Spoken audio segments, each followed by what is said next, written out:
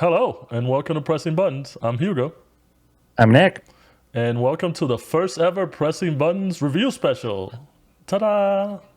And if we had a graphics department or any budget at all, you would hear some sort of Zelda opening a treasure chest music. Oh, that okay. Yeah, but then we would also get sued by Nintendo, so What we about would. confetti?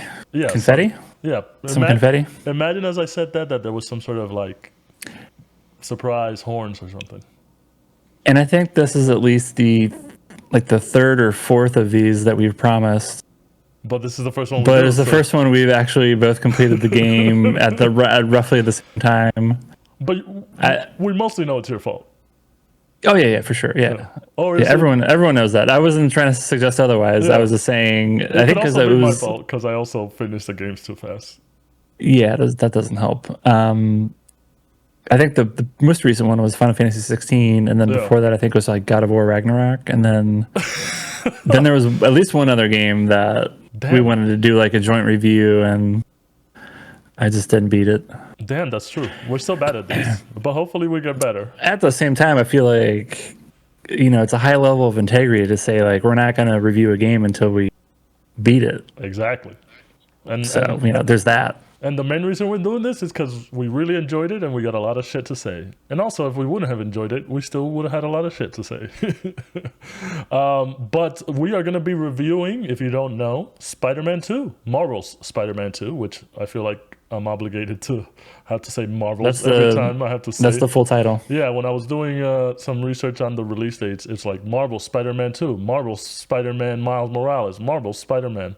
So it's like, yeah. So Marvel Spider-Man 2, which just got released recently on October 20th, 2023, by Sony, published by Sony, developed by Insomniac, who I have a little bit of history, which I'll just bring up real quick. For Insomniac, who is Insomniac? Well, they are a developing studio. They were founded in 1994. They're mostly known for the Spiral series from the original PlayStation in the late 90s. Now it's Activision Blizzard owned, so they have that, but they developed the games back in the late 90s.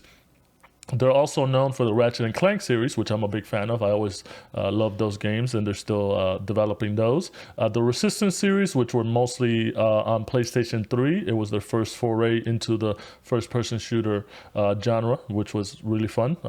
They were okay games, so good for them on branching out. Sunset Overdrive, which is an open world kind of wacky art style, but very innovative game that they exclusively released on Xbox, later on PC. Also kind of going off of their normal, but keeping keeping to their usual crazy weapons, wacky world type of thing. And then now the Marvel Spider-Man series, which they started working on in 2018, that it got released. The first one, Marvel Spider-Man 1, got released in 2018. Marvel Spider-Man Miles Morales got released in 2020. And like I just said, Marvel Spider-Man 2 just got released October 20th of this year. They did get acquired by Sony in 2019. And like you've heard me say before and recently on the podcast, they have become one of Sony's premier AAA studios, just pumping out hits, just a lot of good quality games, and they will be releasing Wolverine hopefully next year or early the year after, and that's it. They're a good studio. Anything to add on that? What do you think of Insomniac? Yeah, I can't remember the exact purchase price, but I think it was like a couple hundred million, It was cheap by today's two or standards. $300 million, which I think at the time people were like, oh my god, like that's a lot of money. But like as we've seen, purchase prices for studios and publishers have like insanely ballooned over the last several years. So I think a lot of people think of Insomniac as probably like one of the best bargain purchases. I don't want to say like in the history of games, but certainly in recent history, it's definitely been, and I view it as like a kind of a relative bargain purchase based on how much they paid versus the output Sony has gotten in a pretty short time frame. I mean, it wasn't really that long ago when that happens. Um, so it's a studio that it's maybe kind of up until the Spider-Man games. I would say they were almost kind of in the same camp as like Naughty Dog for me personally, where it's a studio that I respect what they do. I think the games that they develop are like great, but like I just like never really got into them myself. So like maybe Ratchet and Clank was, they've probably spent most of their time producing Ratchet and Clank titles, and I just never got into those. I've tried multiple times. And I love them. I love those Ratchet and Yeah, Clank games. yeah, and I think I dabbled with most of the other games. I think Sunset Overdrive it's got kind of like a cult classic status associated with it, so that's something that I tried for a little bit, and I think it was just like kind of like a sloppy PC port, or I don't know, but like I just couldn't get into it. But I could see that being a good. You can kind of see some of the DNA of that game carrying forward into Spider-Man, so I think that could that could make sense. So yeah, that's my view on Insomniac. And now that they've been pumping out Spider-Man games and then soon Wolverine, they're definitely one of my top studios now because I'm a Marvel comic book guy, and they're one of the few studios that I think they actually put out like incredible adaptations of comic book games. Yeah, and I think it was a perfect marriage of opportunity. Obviously, they released Marvel Spider-Man 1 in 2018 and then got acquired by Sony in 2019. So it was just the right time frame. I think, obviously, Sony loved what they were seeing out of them, especially them holding the license for Spider-Man. That's why they're the ones that can make the Spider-Man movies and then now the Spider-Man games. So they trusted Insomniac enough to have them start developing the game, and eventually once the game released, they bought them out, which was amazing, and I think it's paid dividends. We don't know I don't have the sales numbers, but I think it's a pretty good buy. The I just looked it up. The purchase price was $229 million. Damn, peanuts. Which Safarian's like. I love that what did I said it was like 200-300 million, so my memory is not completely toast. But the reason I want to throw that out there is comparing that to Bungie. Like, let's not get into that because on the next episode there will be definitely a big Bungie segment. But yes, 3.9 billion. It was 3 point something billion. Yeah. Can you fucking believe that? Yeah. Well, it's a different time. But we'll talk about that on the regular Pressing Buttons episode. This is all about Spider-Man. Let's not deviate. Okay. All right. Even though we like to talk. But yeah, let's get started on the official review. We're going to do a 3-point review. We're going to go over the gameplay. We're going to go over the graphics, and we're going to go over the story. We're just going to go over what we liked, what we didn't like about each of those sections, and then we'll wrap it up with some big questions that we have that we're going to answer. We have, and we will answer them. So first off, gameplay. I'll start it off. I think the gameplay itself vastly improved on the original Marvel Spider-Man. I didn't play Miles Morales. There was a weird section where I think I got a PS5 or something, or I started playing more PC games, so I just didn't end up getting the standalone, so I don't know how different it is from that. But in terms of being different from the first Spider-Man to the second one, I think they did such a great improvement. It's much easier to chain the combos. It's also much easier to do the abilities, not so much relying on purchasing the points and stuff like that, but kind of flowing the gadgets into the gameplay makes it really easy. And I think the gadgets are really fun, especially considering you have two different characters with kind of the same abilities, but also Miles Morales has that extra edge of having the electric powers, and then you also down the road when you get the Venom suit, get the Venom powers, you have different Venom powers. So I think they did that really well. As well as my favorite thing in the game, which is traversing the city. Like I said before on some of our episodes, I think the best thing about the superhero games that I like about them is when they make you feel like the superhero. And obviously with this one, they did such a great job in the first one that also kind of upgraded it into the second one of traversing the city, swinging around New York City. And now with the addition of the websuit, I think it just kind of unlocks it more for you. You're definitely zipping and flying through the city. That is just amazing. It just feels so good. I know there's a fast travel system, and obviously with the power of the PlayStation 5 and the SSD, it's really easy once you unlock an area to just kind of fast travel everywhere, but why would you when it's so fun to just go swinging around the city and get from coast to coast? What are your thoughts on the Yeah, gameplay? I think I was chatting with you guys. I never used fast travel until like maybe the last 3 to 5 hours of the game. I think I played it for about 35 hours or something like that. I don't know what your, Yeah, if you know what your, I had around the okay, same okay. time frame with collecting everything. Okay, okay, okay.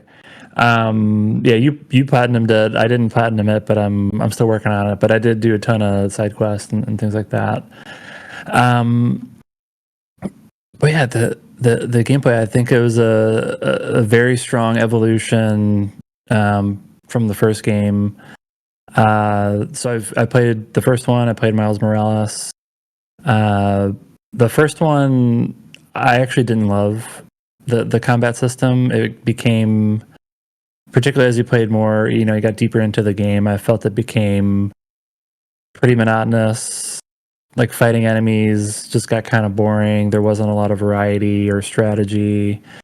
Uh, and I actually just ended up turning like I was having a great time with the game. I just kind of got like annoyed every time I had to fight a mob, which isn't a great thing. So I just turned on the difficulty, and that kind of addressed that issue. And I, ended up beating the game and completing it, and still had a great time. I just had to like, there's like deep down, I was annoyed that I had to lower the difficulty, but I thought that was less on me. It was more on the game. So that'd probably be like one of my big issues with the first Spider-Man, which I think they corrected with Miles Morales, where that was just a lot more variety with the combat, and I think they just kind of rebalanced things with how to approach mobs and like dungeons or bases or whatever you want to call them. So didn't have to lower the difficulty in Miles Morales. Just beat the game normally. Had a really good time. I was a little bit worried going into Spider-Man 2 that it was going to be too kind of more of the samey. Because it wasn't that long ago where I played. Maybe it was like a few years ago. Miles Morales, something like that. I don't remember the Well, exact timeline. release time was 2022, the Christmas 2022. I mean, 2020. Why am I saying 2022? 2020. Okay, Yeah, okay, yeah. So 2020 about Christmas. okay. So call it a few years ago. Recent enough to where I felt like I just beat the game, and so I was worried that I was going to get into this new game and be like, oh my god, the combat's it's kind of boring or whatever. But again, I feel like it was more of an extension of what they did with Miles Morales, where they even gave Peter just more dynamic powers and abilities via the Venom suit, and then without spoiling anything, like there's other things that happen that give him more abilities. So yeah, I mean you can really approach battles in a number of different ways. I actually didn't really use gadgets that much up until further in the game, where things got like a little more difficult, and I felt like I just needed more tools. Um, and one thing, when you were talking about Insomniac's history, one thing that kind of jumped to my mind, it's like I don't think if another developer did Spider-Man, like I don't think it would be like as gadget intensive. I think that was very Oh yeah, much like yeah. their Ratchet and Clank DNA kind of making its way into Spider-Man. So, um, so I think so the combat felt good, and I never got bored by it. And then you kind of touched on the traversal. I thought that was they've meaningfully expanded the map.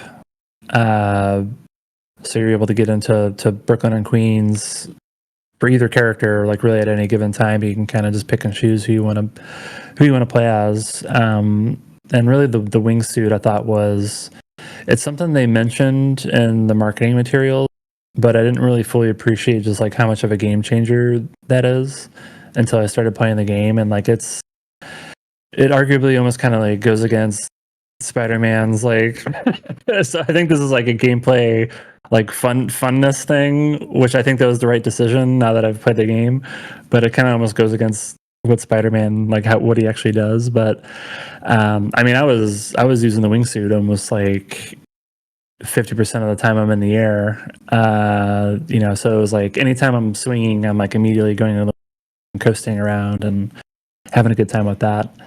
So yeah, traversal is just always fun. As a New Yorker, I think that's like, I think maybe we touched on this in a prior episode where it's like how much of living in New York like does that impact our fondness of this title. And I think for me it does like a ton. And so like just even gliding around neighborhoods that I recognize is like a fun experience. So I mean, if I can mention real quick, I think the only other game that I felt like has done this, and I think you'll agree with me because you never play this type of games, it was The Division. Because The Division did New York so well that, yeah, it made you want to be there, especially for us that we live here.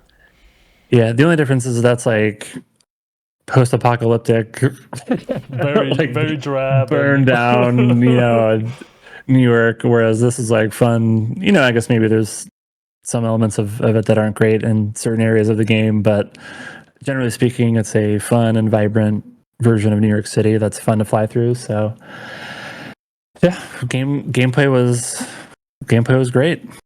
And then, what did you think of the ability? Obviously, you touch upon the abilities of the characters, but just the fact that in this one you can fully play as Peter Parker Spider-Man, Miles Morales Spider-Man, and then in some sections as MJ, which is the most overpowered character in the game, you could say, with her little stun gun. But Yeah. I think myself, just for the fact that, like I said earlier, they have different abilities, but just that you could switch back and forth with them so easily. And there's certain missions dedicated to certain characters, certain side missions, certain main missions. I think that was very intriguing and well done. I think I didn't feel like one character was focused on too much. I feel like everybody shared the collective main character role on that. What do you think on that? Yeah, I thought it was a good balance. I have seen some people with some fairly negative feedback, or they thought it was too weighted to Peter, or there like wasn't enough Miles, and I'm like, well, it kind of needs, because it's like if Venom is the main villain, like it kind of must like logically means there's going to be a lot of Peter involved as well. So, but I thought the game did Miles justice, and I guess are we spoiling everything? Like I forgot what you said. Like, Well, so when we get to the story part, that's when we'll go okay, full maybe I'll spoiler. Yeah. okay. But yeah, I thought it was a good balance. And then there's of course people always complaining about the MJ like sneaking missions. Like I personally don't love them. I would prefer there to be a way of like they just tell that like whatever's happening in there, they just tell it in a cutscene, and I'd be totally happy. But it wasn't like annoying. Like I think in Spider-Man 1 It was it was annoying. Yeah, it was like it And was there a was too lot many. and it was annoying. Yeah. So for whatever reason they feel like it's important to give MJ some playtime. So I would be okay if that wasn't the case, but if it really needs to be in there, I thought it was like a fine balance of it where it was like I don't know, like 3 times maybe, like maybe 4. Yeah, I believe But it was they're like 3. they're pretty quick and they weren't like that frustrating. You Like could some of kind of these just like breeze through them, really, if yeah, you yeah, like did it well enough. yeah, like sometimes with these like mechanics in other games, but it's like this when the game's like not a sneaking game, and then they're like surprise, let's have this other character have a sneaking mission, and it's like completely new mechanics, and they're kind of janky, and which I think is basically what happened in Spider-Man 1. It becomes like frustrating and annoying. So I don't think that happened at all with Spider-Man 2. So I was good with it. Yeah, and real quick on what you said about the sneaking, I do feel like the first one had a lot of sneaky aspects to it where you would have to drop in on people. Even the side missions, you had to quietly take out people and all that stuff. Whereas with this one, it was just the right amount. You could shoot the webs across and just kind of hang people up on the spider webs and sneakily take them out.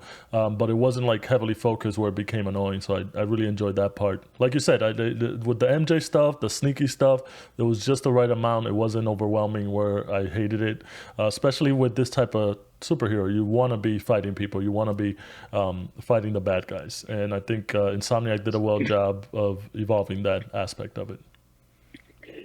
Yeah, yeah. The other like plus of, and I don't know how to exactly describe it, but call it like open world optimization, where and then maybe like a good contrast would be like Ubisoft, which I think does like a horrendous job of open world games, and it's just like a bunch of shit everywhere, and it's just like a slog, A bunch and of historical shit everywhere. yeah, and it's just, and there's all these icons. Like everyone always makes fun of them for these maps with just like a billion icons on them. But I felt like this was just, and I think because the traversal was fun, I think that was another strong reason why it was like never really annoying. But just like the way that they like, it's New York, but the way that they like placed all the different like main missions, and then like the side quest, it was like all very kind of organic to me. Where anytime I wanted to do something, I never felt like I was inconvenienced to do it. And as I said before, like I wasn't like spamming fast travel, which I think is a good indicator of like, them having like a really good balance of like where things are on the map and all that. So, um, I don't know, does that make sense? Like, so they must. I think they learned a lot from the first two games, and I think that like something's happening where I think they just figured out how to like where to put stuff and the sequencing of it and all that. Where I think it made it really really enjoyable to kind of go through this open world, which you don't really hear a lot these days. Like there's a lot of open world games that aren't particularly fun to go through. So this is definitely one of the better ones, for sure. I think Zelda, of course, would maybe be like another recent one that I think does open world very good. But I feel like those are becoming fewer and fewer. No, yeah, I totally agree with you. I get what you're saying. It was very seamless to just kind of go and do the side missions, and you are right. At least in my opinion, comparing it to the first one, I feel like in the first one, you know me, I'm a big collector. I like to do everything, especially if it's side missions, collectibles, or whatever, all that stuff. And in the first one, I do remember that I finished the main game, and then it took me a bit to go and collect everything and do the side missions. Whereas with this one, it was so easy and convenient. Like as I was doing the main story missions, I would run into certain things, and I would just complete that, and it just kind of flowed naturally.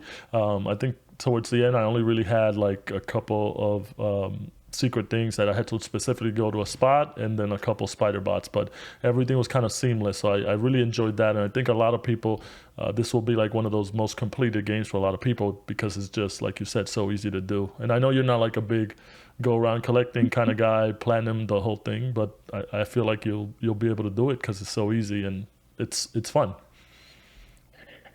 Yeah, I know. I mean, I think I was going to say this at the very beginning, but the fact that I have a 1 month old child and game time is limited, the fact that I was able to beat this game, it's been out for like 2 weeks. Yeah, a week and a half. Yeah, well, 2 weeks. yeah. So it's not a long game. I beat it in about 35 hours, but just I think that like says, at least to me, it's like the fact that I was able to be like, I'm finding time, or I'll play this game when I'm absolutely exhausted, just because it's that good. We'll have to put it on the games for fathers or daddy games, something like that. I didn't want to say daddy games because that just Yeah, sounds. it's not. We gotta stop using the word daddy. It's like all the. It's like now that I am a dad, people. It's just in many cases the wrong people are calling me daddy.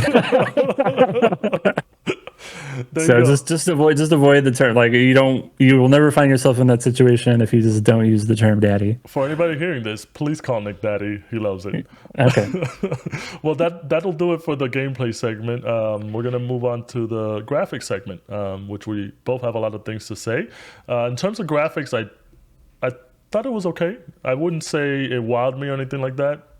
No, I'm Whoa, that comment wowed me. Well, that yeah, I'm not knocking it. Obviously, with how far we've come out and all the games getting released recently and that we've seen, we can say Resident Evil, we can say Liza P, we can say Alan Wake 2, which we just got. Obviously, I think those are graphical powerhouses. I think this, with what it does in terms of just how big the open world is, and like you said, the boroughs, you got Manhattan, you got Brooklyn, you got Queens, everything that you're able to show, and especially with all the traveling and all that stuff, I think it does an okay job of doing that. Obviously, that's just kind of me more nitpicking. Where yeah, if I could want the best graphical fidelity, I would want that. But I think they did an okay job representing all that. I know there was a lot of people that encountered glitches. The game only really crashed for me twice. I didn't encounter the cube glitch, which I wanted to because that would have been fun. I did, yeah. Yeah, but I think I mean, even with it being okay, I thought it was really well done. I know there was a lot of, especially in the beginning, a lot of hate on the internet where people were like, "Oh, you can't go on the subway. Oh, I passed by this 15-story building and a couple of the windows had the same NPCs doing the same thing." It's like, what the fuck? What do you expect? It's not like a super detailed thing. Also, why would you want to go in the subway in a Spider-Man game?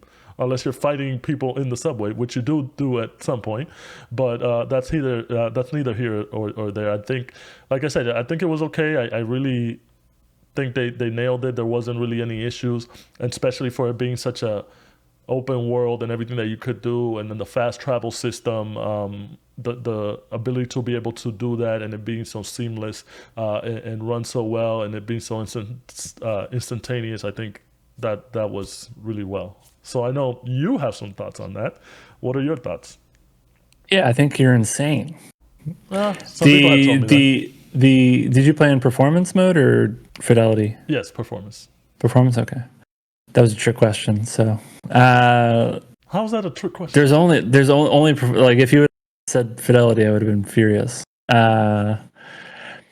So yeah, I played in performance mode. I actually think, and I think you really have to keep in mind that it's a huge open world. You can basically immediately spawn anywhere on the map via the fast travel thing, and also in real time change between characters. You know, so I think you have to factor that into the way the game looks. But I think given that it's a big open world, I think it's like one of the most technically impressive games on PlayStation 5. Like maybe if you look at one character model versus Alan Wake 2 on ultra settings with ray tracing, and it's just like it's apples and oranges in my mind. So yeah, I think it's one of the most technically impressive games on PlayStation 5. I think it looks great. I played in performance mode, as I said. There were a few frame drops here and there, but totally fine from my perspective. A huge improvement from Final Fantasy 16's performance mode, which is complete dog shit.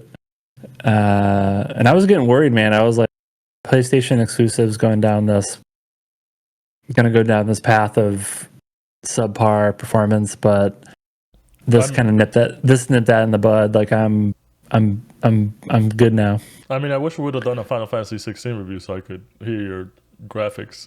Yeah, I've dunked on the game enough during our main show that I feel like people should know what my point of view is on that game. And yeah, I think and the reason that makes me happy that this is a strong performing title is it was with Miles Morales. So that was on PlayStation 5. That was I think the game came out for a little bit, and then sometime after there was a VRR update for the PlayStation 5.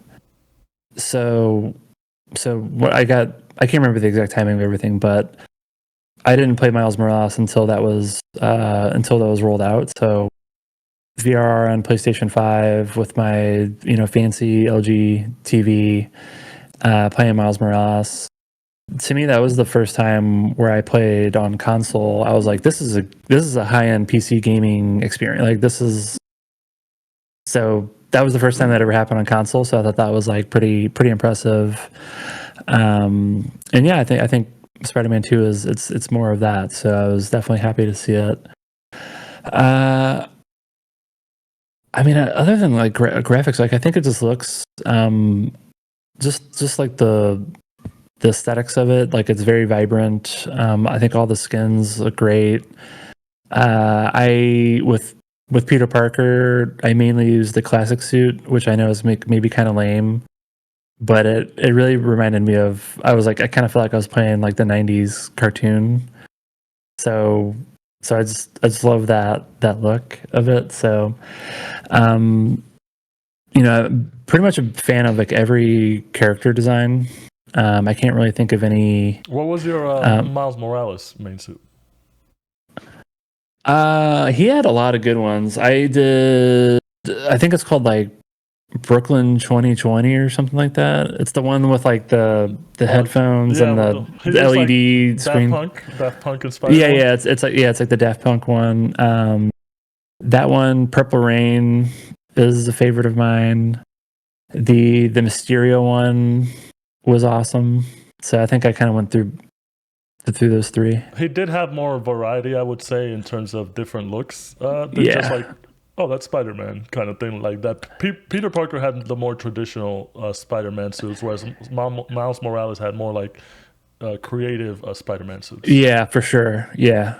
I totally agree with that. I think with Peter Parker I would have just done the classic suit one anyway because that's just what I wanted to do. But even when I think about all the suits, anytime I unlocked one, I was like, like whatever. Like I'm good. With, well, Maybe let me say mine. the Secret Wars one was pretty cool, and then the 2099. Sometimes I roll with that one. Yeah, the 2099 was definitely legit. Yeah. Like really well done. I mostly rolled for Peter. I rolled with the symbiote, the original one from the cartoon, and then the Noir, the Spider-Man Noir, and also because it had that ability where like the frames were a little bit slower for the character, just like in. Oh, you kept that enabled? Yeah. I can't. No, I would have turned that off. Well, no, for sure. for the suit, like it was only for the suit, which was. Oh, I know, cool. I know. Yeah. No, So- they did. They had that with Miles Morales. Yeah. The game where it was for the Into the Spider-Verse. Miles suit. They had like different frame rates for the suit, which I think was like pretty cool, like a cool technique. But after like 10 seconds, I was like, "Fuck that." Yeah, so I mostly did those two, and then every now and then I would do the Iron Spider, and then no spoilers, but like the last suit that you get for the main story wise, I rolled with that one the rest of the way. I'll spoil it on Damn. the next section, and then for Miles, I did obviously the Spider Verse one because it looks so good, and obviously the hype for Spider Verse. I also did the 1920s one that you get from that special side mission. Oh yeah, that one. That one's cool too. Yeah, I didn't reuse it much, but I liked it. I like the whole side quest too. It was incredible. Yeah. And then there's another spoiler one which I won't say on this one. I'll say it in the story section, which also was really cool, and that one you also get at the end. But yeah, like I agree with you. I think all the suits they did really well. I think that I would just ding it for that. That I feel like the Peter Parker suits were more like traditional Spider-Man, whereas the Miles Morales ones were more creative. So I wish there was more creativity in the Peter Parker ones, or just like more outrageous kind of thing. Yeah, I mean, I was just thankful that they had that many skins that you got fairly organically through the game just by playing the game, which you don't really see much of these days. You generally like put it behind DLC or microtransactions or shit like that. So I remember having that thought as I was like unlocking all these suits at a very rapid pace. I was just like, wow, like there's a lot of skins here. Yeah, and then as far as the bad guys go, I think they did a really great job of representing everybody really well. I know because it's their own interpretation of the Spider-Man universe. They look a little different, obviously, with the main Peter Parker suit and the Miles Morales suit. And then obviously with the characters, Venom, I think that was the main thing going into the game that I felt like, oh, I hope they do it right, because I'm like you, I'm a big fan of the '90s cartoon, and I think that's the best adaptation of Venom that I really liked. And I think they did their own thing where it's different enough, but also like, oh, I know that that's Venom, and it's a Venom that I like. So I think they did that really well. And then Craven as well looks amazing, an amazing character. I think they did a really great job translating him into the game, and his whole squad. Since you're fighting all the Craven hunters the whole game, basically, I think they did a really good job with those characters and going around the city. And then with what happens later on in the game with the symbiote, the way it looks, the way it feels with the suit, I think they did a really great job translating it. I know the first time I saw it, I kind of was weirded out by it just because it didn't look like a solid suit. It felt like it looked it's too bumpy. It's like alive, and then not, playing the game, it's like, oh, okay, I kind of get it. It's it's like more like veiny. It's like real veiny. Or it's alien organism that's yeah. So I guess that makes sense. I'll take that. But I think they did that really well with all the characters and all the side characters as well. Genki, Mrs. Morales, MJ as well. I think everybody looked good. There was no bad looking characters on this. What about you? Did you have any qualms with any of the characters, how they looked with Harry and all that? No, I think it was all good. I think I was a fan. Like, I didn't really have any like big reaction to any character designs. So even like the NPCs, like with a lot of these open world games, you stumble across like just completely bizarre looking characters, but I feel like they just have done a good job across the board. So yeah, even doing the side missions, enough side missions, especially the ones that gave you stuff or were multifaceted. I think they did such a great job where a lot of personalities for the characters came across. And I think I want to kind of give a big shout out, especially for the Haley, I believe is her name, right? Yeah. The Haley missions, I think they did a really great job with the that sign was really language cool. stuff, representing that and just doing it really well, where it didn't feel like it was tacked on just for it to be tacked on. It felt really natural. And then the Harlem side missions with the history of Harlem musicians and all that stuff, that was really well done. And then the other, like the Sandman missions were really good, and the Silk mission, not Silk. What's the lady with the Black Cat? No, not Black Cat. Oh no, Yuri. Yuri. Yeah, the Yuri missions were really well. What? This is not Black Cat, man. Wraith. Yeah, Wraith was really good. So could be a Black Cat thing. Could be a cat twirling something. But I think graphically everybody looked really good. They did it really well. The mocap, I guess, really was nailed. Nothing felt unnatural. So that was pretty good. The one, I guess we kind of glossed over. There was this whole controversy with the Peter Parker like model. Like, so they changed it from the original Spider-Man. Well, they changed it. Like in the original, he looked one way, and then for Miles Morales is when he got changed, and then they stayed with that one for this one. And a lot of people were complaining because I think he just looked. Now going back on it and looking at it, he did look weird in the first one. He didn't look like a younger guy, like a 20-something-year-old. Whereas now he looks like a 20-something-year-old. Well, no, so I don't know. I don't recall like the exact ages, but if you go back to the first one, I think, that looks odd. The original one looks like a little odd, but then I think they,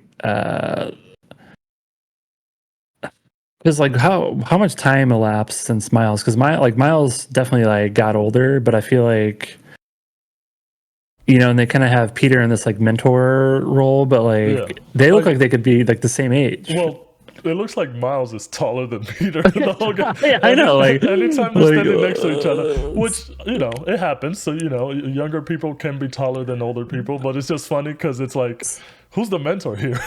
Yeah, I know, right? So like that's where I felt like there was this like clear progression for Miles, but like I feel like there was less the case with Peter, and it was just kind of weird. And you're saying that Peter is Benjamin Button?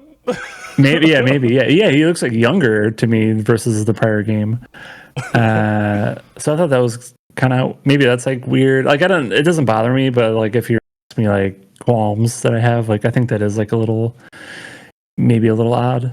Yeah, it is in the back of my brain every time I saw them together or whatever, because it's like, really, Peter's your mentor? You look like you're older than him and you're kind of Yeah. handling everything really well. So, but it's one of those things where I kind of just throw away, not to think about If it it too much. wasn't if it wasn't for like everyone having deep familiarity with like the Spider-Man lore and Peter Parker specifically, I think people would be like way more confused by it. People would be like, "Wait, what? Like, who's this? Like, how? Why is he like not aging? And why is Why is he hanging out like, with a teenager?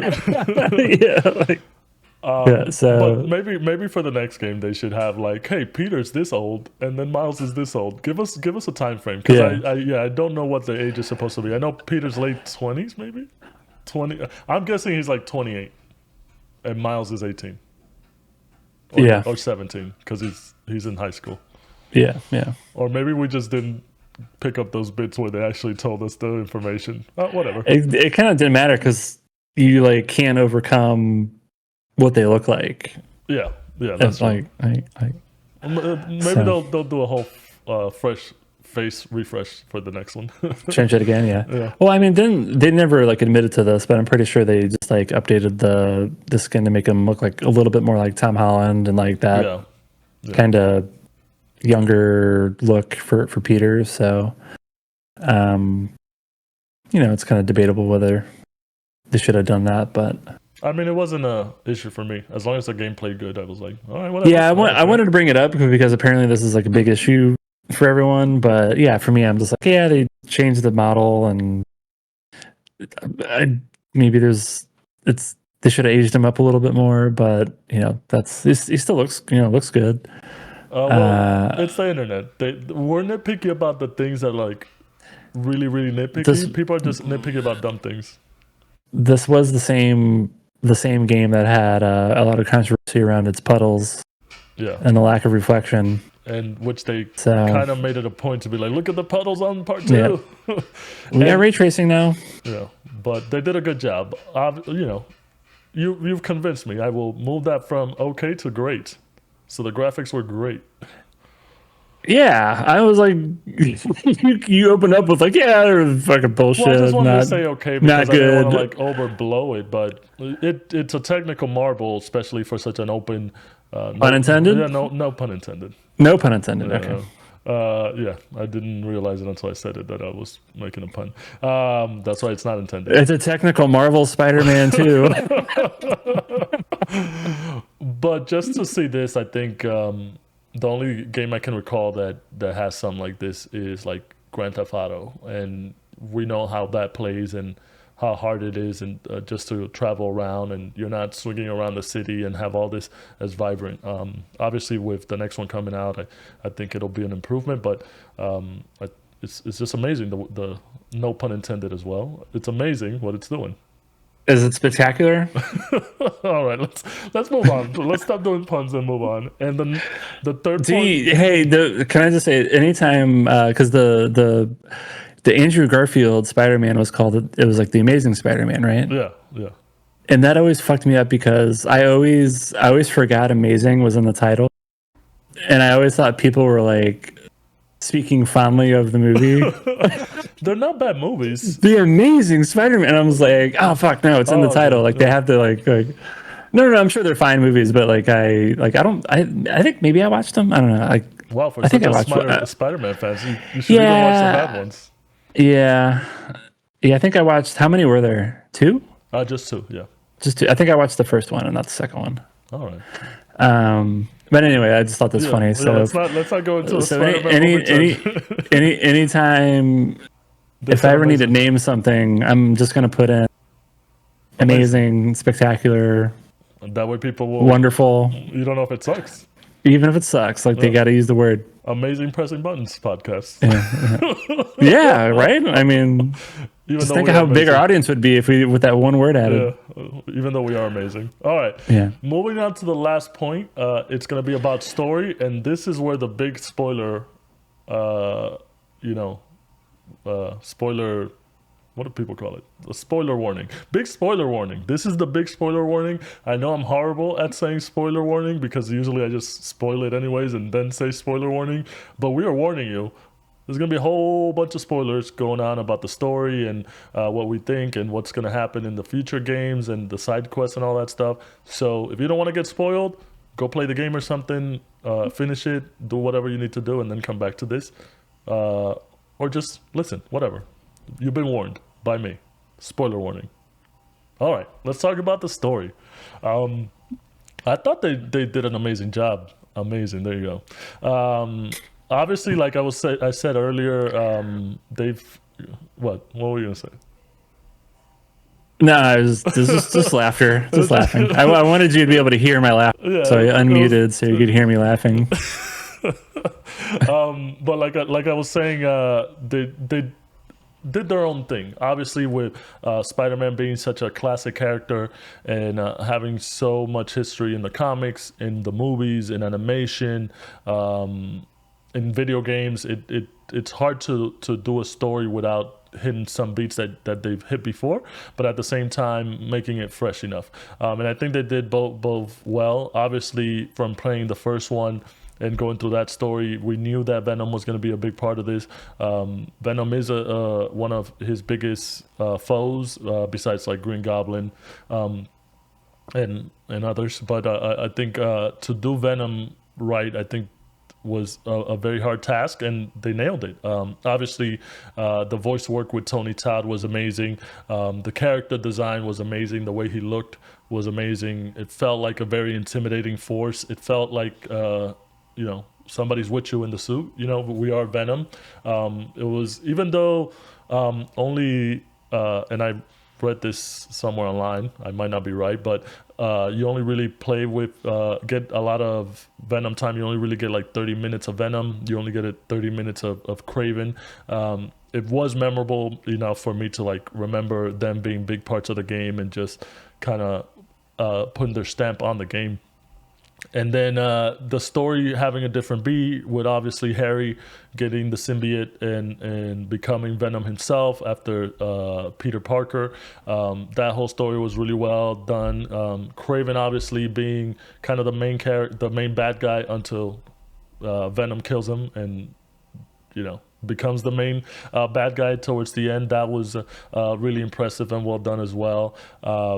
And then just the whole story of wrapping up with the Peter Parker story and the Miles story kind of coming together, of Peter Parker kind of not wanting to have more free time of being Spider-Man and kind of handing off the mantle, or at least the job for a little bit, to Miles, was really well done, I think. And setting it up for the next one. I think I'm excited for it. Whatever comes of it, they got Otto Octavius set up. They got Green Goblin set up. Obviously, Carnage set up.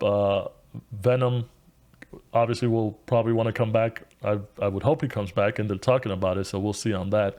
What about you? What do you think of the story beats? What did you enjoy about it? Didn't you enjoy about it? Yeah, no, I think this was just a plus one of what you were saying about Venom. He's one of my favorite characters, and that's because of the '90s cartoon. I have not been a big fan of basically any adaptation of him in movies. Uh, and I think maybe with some of the games they were okay, but like the movie ones particularly are quite bad in my mind. So anytime there's like a new take on Venom, I'm like ca- cautious about it. Yeah, in the movies he's very cartoonish. I think it's hard to describe, but he's not intimidating like he was in the game. That's what I think. I've watched the movies because it's Venom, but I don't enjoy them. I think in the game Yeah, he comes across more intimidating than like a cartoon character like he does in the movies. yeah. Yeah, I think they were for the movies. They were basically just looking like they were just looking for like a Deadpool, like kind of flavor of humor, and figured they could pull it off with Venom. So yeah, I'm a big Tom Hardy fan, but I don't enjoy that take on Venom at all. So I was excited to see a fresh take on Venom in a game. At the same time, I'm like, I hope it doesn't get fucked up. But I don't think that happened at all. Like I think this is one of the best one of the best versions of him, just from a design perspective, but also just like the story. I think this is the first time they have it's Harry as Venom. Typically, it's Eddie Brock. Yeah. I don't know, maybe some In some comic somewhere that somebody yeah, made it's like in the who you can't 1980s. you can't keep track of all the origin shit, but like typically speaking, it's Eddie Brock, who was this other like competing journalist and hates Peter Parker because whatever reasons. And so having it be Harry was interesting. I think they actually made it a pretty compelling part of like the symbiote and the hive mind, and there being this like brotherhood and kinship and wanting to like save the world together with, so it's like that whole like story beat I thought was like very well done, and actually played very well into just like what Venom is all about. So I thought they executed that very well. Really just like all the like the Peter and MJ, Peter and Miles, Peter and Harry, Spider-Man, Venom, like I think they just very well orchestrated all of that, just through playing like main missions and side missions, and even just when you're traversing, just I think all the they've just done such a good job with like the phone calls and like when you're flying around the city, and just like I usually never paid attention to those things, but like I basically like focused on like all of them because they're just like so well acted. And so yeah, just really big fan of just what they did with this story in general. One of the better executed Spider-Man stories, I think, in any media.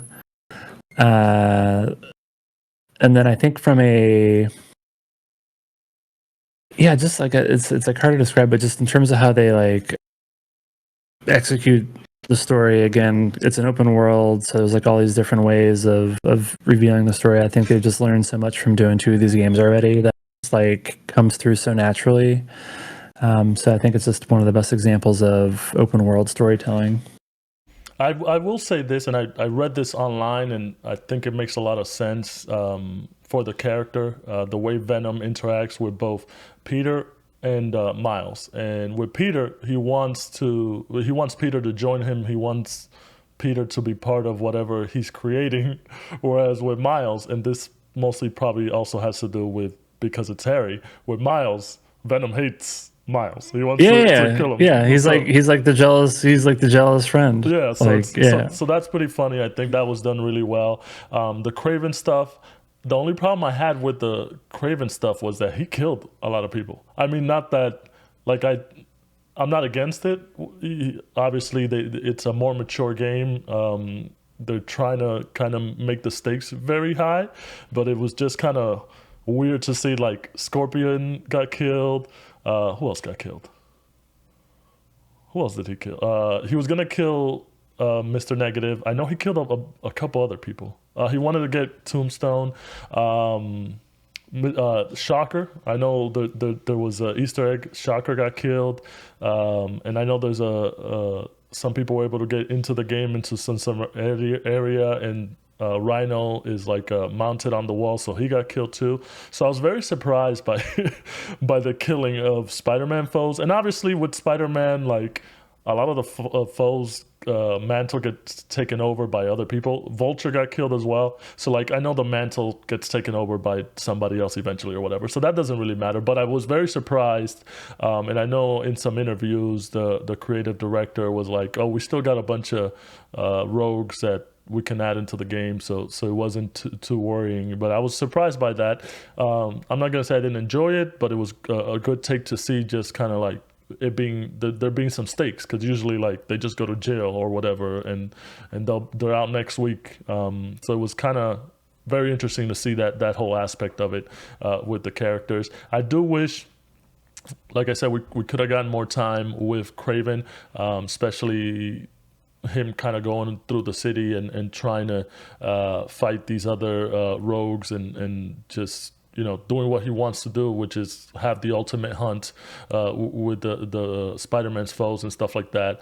I think I would have loved to see that more. And then in terms of Venom, that short segment where you play as him was like so amazing because he just plays so different than Miles and Peter. It felt really, really good. It was too short. Hopefully, I know there's been some talk that they will do more Venom content. I don't know if that's for DLC or for a sequel. So hopefully we get more of that because it felt powerful just being Venom, and it definitely felt different than when Peter just had the suit.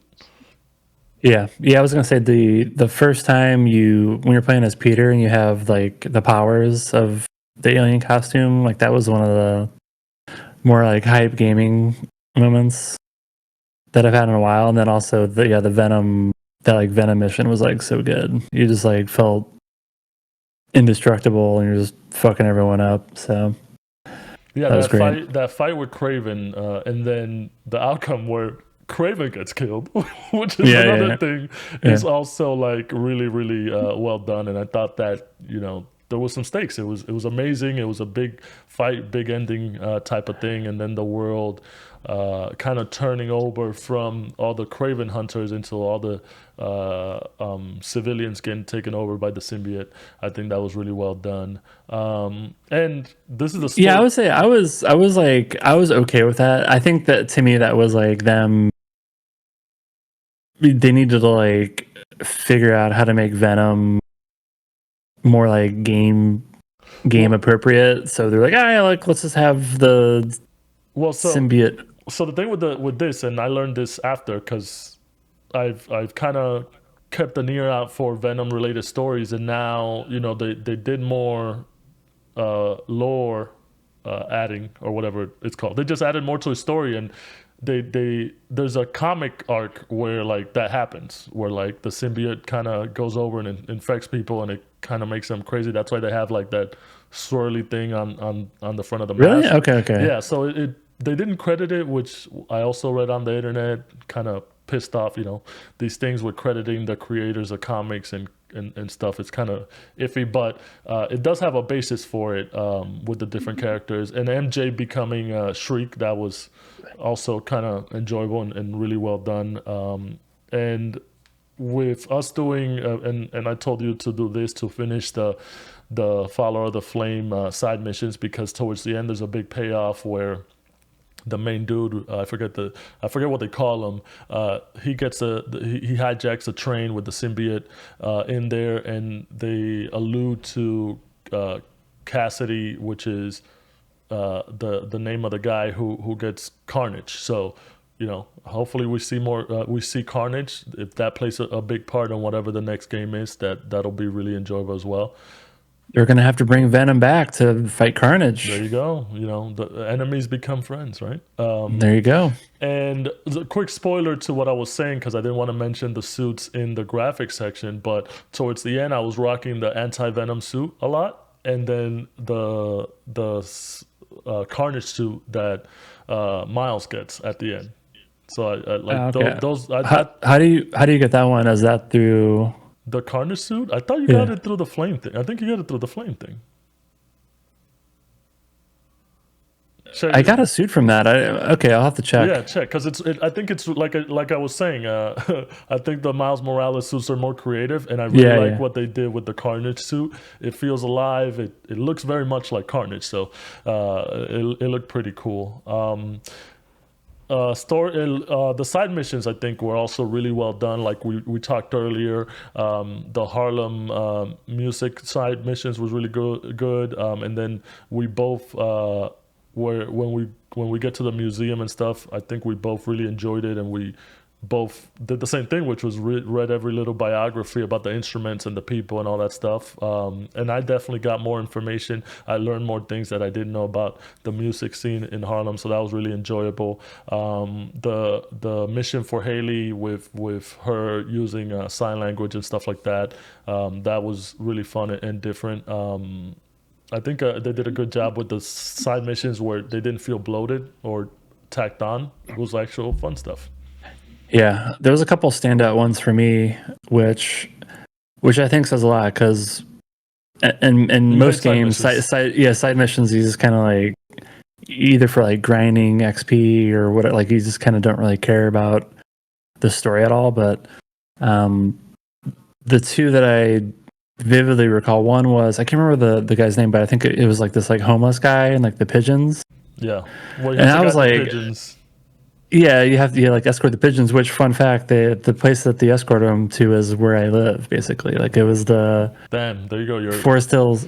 That's biased opinion. Yeah, but you're like flying basically through like the train station that I live by. So that was pretty cool. But I couldn't remember. Like, do you remember that side mission? And then like he like commits suicide. No, he dies. Or he just dies, or like whatever it is. Like, suicide? What is it? How did he know he was going to die at that exact moment? Because he's an old man. He knew he was going to die. So he was dude. like, go back and look into it. He was like, I'm going to die. Let me get Spider-Man to move the pigeons. I don't know, dude. He didn't commit suicide. It was his time. You don't think so? You think he's just coincidentally died at that within that 2-minute period? He knew. That's why he tasked Spider-Man with transporting the pigeons. Okay, that's what I want to believe. So I want to like I kind of read it this darker like he just killed himself. Yeah.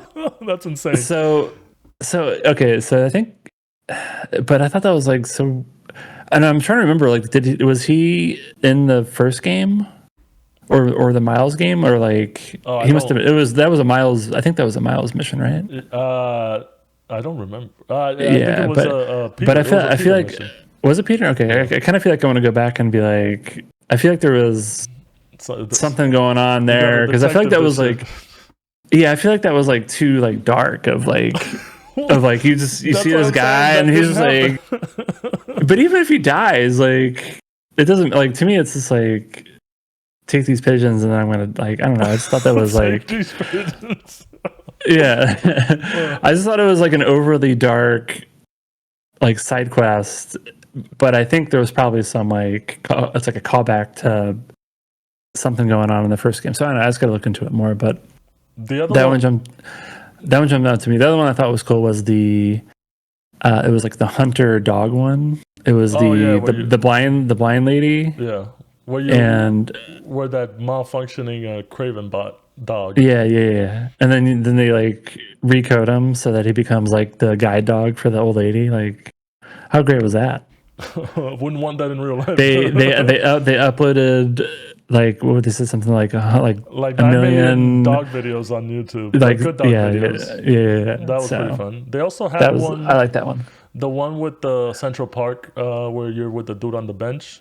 And you're helping him out. I think kind of remember. Oh yeah, like the old guy. Oh yeah, that was a good one too. Yeah, so they were some good, meaningful side missions, which didn't feel monotonous. Obviously, they were on the path of the main story, so we did them all. I thought that was good. They definitely have a nice beat to it, and it didn't feel overwhelming. I think it made you feel like Spider-Man. Spider-Man is your neighborhood guy. He's the one that's helping you out. So I think that they nailed that part of it. He escorts your pigeons when you want to kill yourself. I mean, now I wish it was that dark, but I don't think it was. But I wish. It was. No, I'm like, is that what was wrong with me to think that that's what? Like, I immediately jumped to that conclusion of. Yeah, we're gonna have to Google this, but definitely not what happened. I need to go see a therapist. I guess I don't know. All right, and what? So obviously, there's a big setup for part 3. Most besides the Amazing Spider-Man, most Spider-Man iterations, at least in movies, get 3 movies. We've had the original Raimi trilogy that had 3, and then with the new Tom Holland ones, those have 3 as well. And then all indications for this one is that they'll make a 3rd one, and a couple of little lead-ups to the next one will be. Obviously, Norman Osborn talking about the G serum, which will turn him into the Green Goblin. Spoiler. We also have him talking to Dr. Octavius in jail, so you can definitely see Sinister Six coming back. We have the Flame. Well, guy. No, the Vulture and Rhino and. Well, different. they're all gone, dude. Different iteration of Sinister Six. It's not always the Okay, same people. okay, okay, okay, okay, okay. Fair enough.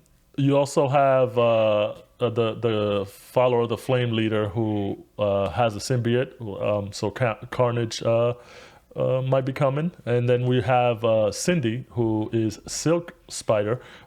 She gets teased at the end with Miles. They don't really show her, but there's been some interviews from the creative director that they wouldn't mind introducing. So it'd be kind of cool to see that. Obviously, at the end of this game, Peter kind of wants to take a break and kind of give off the mantle of full Spider-Man to Miles. So that's very interesting. I think definitely that can be explored. Obviously, I would want to play the next game with both again because I think they did such a great job. And even if they add a third Spider character, I think that will be good as well. And then in terms of the villains, I think obviously got to bring Venom back, but I would want to see him in a anti-hero capacity where maybe in the beginning he's kind of a villain and then you kind of switch him over, just because I would want to play more of Venom. I think they did that really well, and I would want like a full course of just playing the whole game as intimidating as Venom is. And I'm interested to see how they handle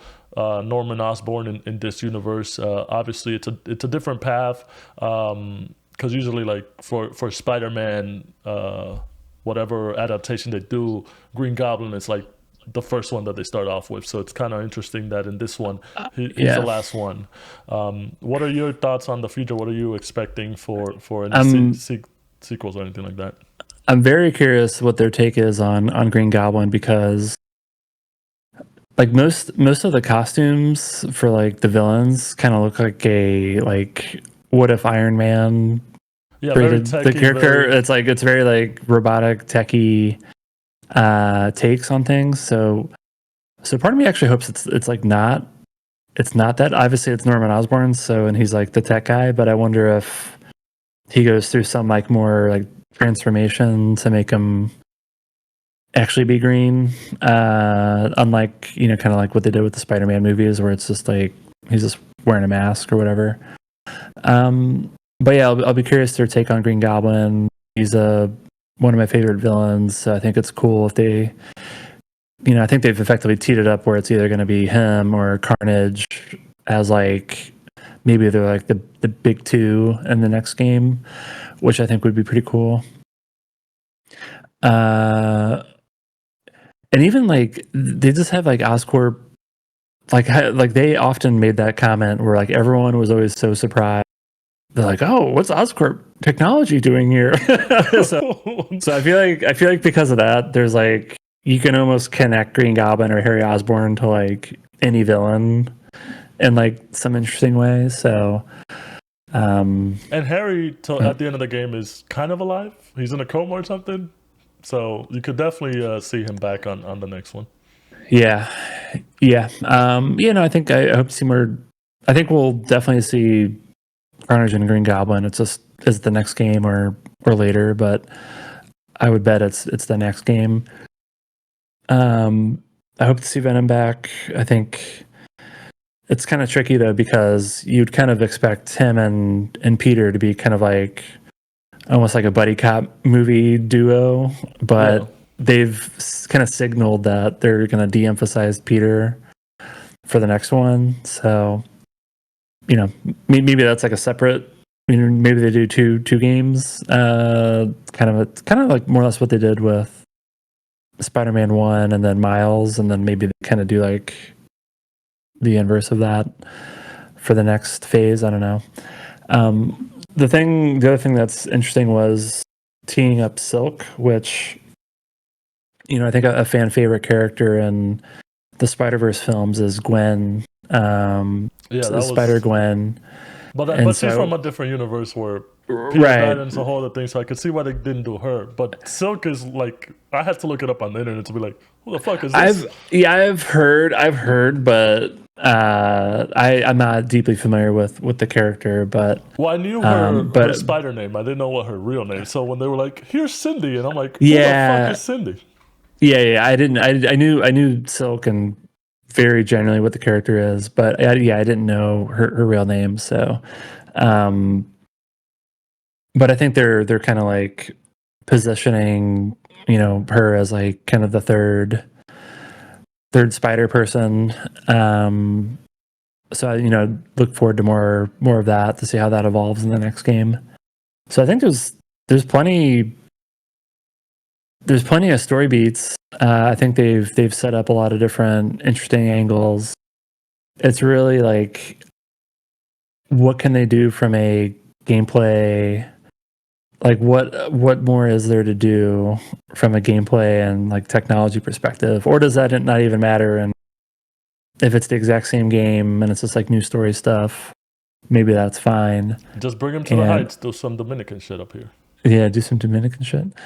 And I saw some, like, I had this same thought, and I've seen a lot of other people drawing parallels to the Yakuza or Like a Dragon series, where it's like the games in Japan, like you're playing basically the same level. There's some outliers there, but like if you simplify the series, it's like you're in the same level, which is like a version of like Tokyo.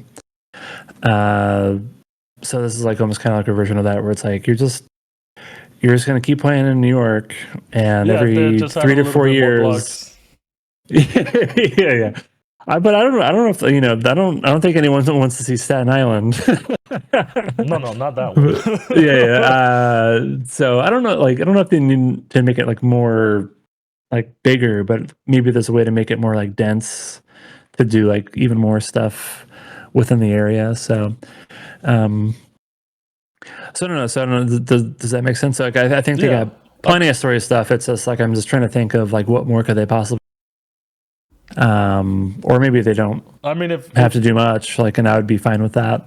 I mean, if anybody could do it, I think it's Insomniac. I think just the leap from the first one to the first one and Miles Morales into this one with the traversal and stuff like that, and adding more of the boroughs, even though it was kind of like the same. If they just add a couple more blocks, if they just want to make it bigger, but with the wingsuit and how fast you can travel now and just how easy it is, I think people will be satisfied, because they nailed the most important part in the first one, and they just improved it on the second one, which was traversing New York City, swinging as Spider-Man. I think if you just give me that in the third game, I'll still be happy with whatever you add, because I could always just default to that.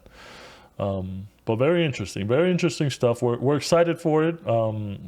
This will be our second review then, Spider-Man 3. Look out for that whenever that comes out. Yeah, it might be the case that we never do one of these until the next Spider-Man game. And there's so many possibilities. I don't know what the rights for Daredevil is, but there's talks of Daredevil DLC, obviously Venom DLC, and all that stuff. It'll be interesting to see if they do some sort of DLC. For the first one, they obviously did, I believe there was 3 DLC packages. For this one, there's no announcement of any DLC at all, and I know they're busy working on the Wolverine game, which will eventually be released, and it's also set in the same universe, so maybe they could tee up something to kind of tease that for the next release. So we'll see. It's a very interesting future, but we trust Insomniac. We feel like they can do it. They've done well with the 3 games in the series, so we just can't wait. We gotta wait.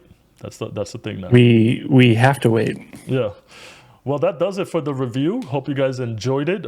We do want to answer some big questions that we have for ourselves, and those are, well, we'll go in order. Is this the best Spider-Man game? I ask you, Nick. You can answer, and then I'll answer. And these are meant to be quick, so like. Oh, okay. We're not. I was gonna say yes, but I really enjoyed the Ultimate Spider-Man game. Next question: is this the best superhero game? Yes. I say no.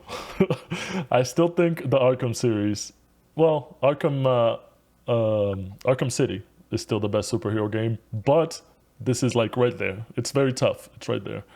That's more of a personal preference of Batman for me. It's because I like Spider-Man more than Batman. But I totally get it. Yeah. Is this the best New York game? Well, you answer. Yeah, I mean, to be clear, these are all my questions. So Yeah, but I'm asking them. I'm asking them to you, and then okay. No, I will answer them I as should be well. asking you these questions. All right, whatever. I mean, I think my answer is to all of these questions. So, Okay, I think it is it's also the best New York game. I think it's the best New York game. I know there's definitely been some good ones, but like to me, it's like there's no other game that comes close. Like it's impossible. The thing is, even like maybe it's like like there's this, because there's very much like a like people of New York kind of vibe with like the side missions and whatever, which I think is like so cool. I think some of the quirks of the city, I think they capture, very well. So you just kind of like feel at home when you're flying around. Well, I think it's like I agree with you. It captures what makes New York, which is each little area you go to, whether it's in the Brooklyn area, in the Queens area, or in the Manhattan area, it feels like it's somewhere you could go here, especially with the inclusion of the Puerto Rican community. I think they did a really good job there in the Harlem area and all that stuff. And it just feels like New York, where it's its own little section of different people. So I think it is the best New York game. I also agree with you. Is this the best PlayStation 5 exclusive? It's a big one. It's getting spicy. I'm gonna say for the average person for just like the mass market, like buyer of a PlayStation 5, this would be my number one recommendation. For me personally, it's still Demon's Souls, but for Demon's Souls is not for everybody. I'm not recommending that to like someone with like a 14-year-old,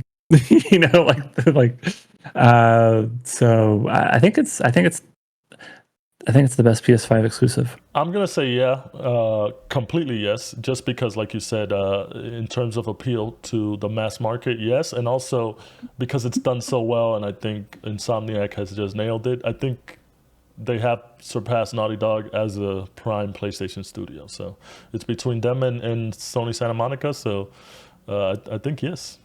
Is this the best game of 2023? These questions. It's up there. I think it'll be a game of the year. So when I say game of the year, I mean like the Game PlayStation Awards. 5 game of the year. It's definitely the PlayStation 5 It's definitely PlayStation 5 game of the year, yeah. Well, no, not even that, because I think my game of the year front runner is also on PlayStation 5. So which one? Baldur's Gate 3. But it's not only on PlayStation 5, so it could. I feel PS5 like exclusive. Yeah, I feel like they would give this best PlayStation 5 game. They will give Baldur's Gate best overall game. Maybe, but no. But I'm talking about at the Game Awards, there'll be Game of the Year. I think this game is nominated, but I don't think it wins. I totally agree with you. It's very hard to pick. I don't think it's gonna win Game of the Year just because. And this is not a bad thing. It's very similar to the first one. I do like the additions to it, the story of it, the gameplay of it, what they've added. I think that definitely elevates it. But at the end of the day, I think it's kind of very similar to the first one. So that's why I don't think it'll win Game of the Year. Obviously, Baldur's Gate has really hit it off. And Alan Wake's kind of like a dark horse. You also have Tears of the Kingdom. Too many games. Resident Evil 4. I don't think Resident Evil 4 will also win Game of the Year. I don't even think it gets nominated anymore. Like it's too crowded. Games. Yeah, it's too many games. Yeah. So I was just thinking this, like it's fucking insane that a game like It Takes Two wins Game of the Year. A game even because here's my final big question. If It Takes Two came out this year, how would that stack up to? Would it be nominated for Game of the Year, or would it win? Yeah, exactly. No. So it's just like timing is like so insane. So the best thing It Takes Two did was come out in the year where the best thing it did was But it's a good game. Play the game. I mean, no, I'm sure it's a good game, but like to me, it's just like it's just not a Game of the Year. Like it only won because of timing of other games. Well, the joy of it is that we get to play all these games. So even if it doesn't win Game of the Year, we played this. We played Resident Evil. We played. Well, you played Baldur's Gate. So it's like. Well, I actually thought I thought like in any typical year this would definitely be like a Game of the Year nominee. I actually thought because it's so competitive this year that it actually wouldn't before it came out, and I just kind of saw the trailers and I knew I was going to buy it anyway because I like Spider-Man and I like the other game. But I thought because of the competition, it wouldn't get nominated for Game of the Year, but it's fucking awesome. Like this is like a really well done game. So like I feel more confident that it at least gets nominated, but I still don't feel like it wins. Yeah, it hits so many points that it has the mass market appeal and it also has the very niche gamer appeal of like, I'm a gamer with a capital G and I want to play this game. But we'll see. We will have our predictions for Game of the Year towards our episodes at the end of the year. So we'll see what our personal Game of the Years are and what we think will win Game of the Year. So stay tuned for that. And that kind of does it. That does it for our first Pressing Buttons review. One more question. Go ahead. One more question. What is the runtime of this recording? It's an hour and 20. I was gonna say a minute 20. An hour and 20. Okay. And we how long did you predict that this was going to take? I thought it was going to take us like 45 minutes. No. You said 25. You said 25 minutes, and I just laughed at you. Well, the thing is, I like to sell us short because I know how deeply passionate we get about things, and this was a deeply passionate game. There you go. But hopefully everybody enjoyed the content. Like I said at the beginning of the episodes, we do want to do more of these for you. Unfortunately, we don't finish the same games, and also it has to be like a really, really good games for us to kind of finish at the same time and dive deep into it. Alan Wake 2. I think we're on track as of today. I think we're roughly on the same track. So. Yeah, we're both really vibing really well with that one. That we will probably do a review on that one. So we'll see. But definitely thank you guys for joining us. Make sure you guys check out our website, pressingbuttons.gg. You can get all the info to get on our Discord where we have discussions like these. And we love your input. And we want to know what you guys think about Spider-Man 2. And if it deserves your Game of the Year. You can answer the questions as well. Let us know what you guys think. Make sure you guys follow us and interact with us. And I guess that's it. It's weird not doing a regular episode, but from Pressing we Buttons, have no just end the episode. There's no closing thoughts. Yeah, from the Pressing Buttons special review video. Damn it. From the Pressing Buttons special video game review, I'm Hugo. Bye. I'm Nick later.